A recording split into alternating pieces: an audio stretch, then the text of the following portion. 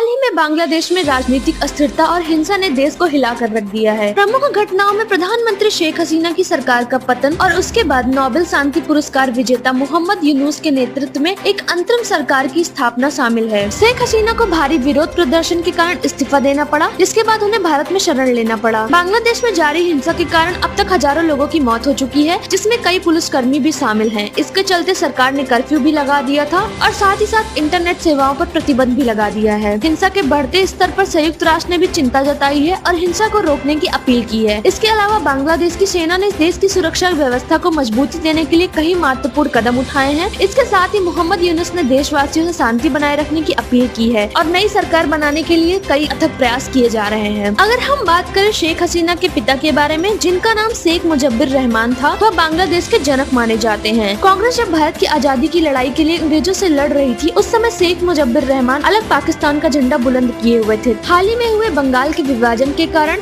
उनके स्कूल दिनों में ही उनके दिमाग में काफी महजबीन चीज विकसित होने लगी थी। फिर एक दिन उनकी मुलाकात मुस्लिम लीग के कट्टर नेता हुसैन सुरहावादी से हुई, जिसके बाद उनकी जिंदगी सियासत की ओर चल पड़ी और उनका लक्ष्य भारत का बंटवारा हो गया था। कहीं न कहीं उन्होंने बांग्लादेश के लिए भी बहुत अच्छे कार्य किए, जिसके लिए उन्हें आज तो शाबाशी नहीं मिल रही है। बांग्लादेश को आगे बढ़ाने के लिए, बांग्लादेश की सफलता के लिए उन्होंने बहुत कार्य किए हैं, लेकिन उनके कार्य को किसी ने नहीं देखा। बांग्लादेश में शेख साहब की तस्वीर को गिरा दिया गया। हालांकि बहुत कड़ा प्रदर्शन होने के कारण उनकी तस्वीरों को ईंटें, लाठी सभी से मारा गया, जो वहाँ पे उनका अपमान किया गया, जिससे शेख साहब के कार्यकर्ताओं को बहुत ही ठेस पहुंची है और उनका जनक होना कहीं न कहीं दुष्व्यवहार दिख रहा है। शेख साहब ने बांग्लादेश के लिए बहुत कुछ किया, लेकिन लोगों ने कभी उनका साथ नहीं देना जरूरी समझा। इस घटनाओं ने बांग्लादेश की स्थिति को अत्यंत संवेदनशील बना दिया है और देश में शांति और स्थिरता लाने की अभी तो कोई जगह नहीं दिखाई दे रही है। इस पे हम बात करेंगे आगे भी। ऐसे ही और अधिक खबर जानने के लिए जुड़े रहिए हमारे चैनल के साथ। धन्यवाद।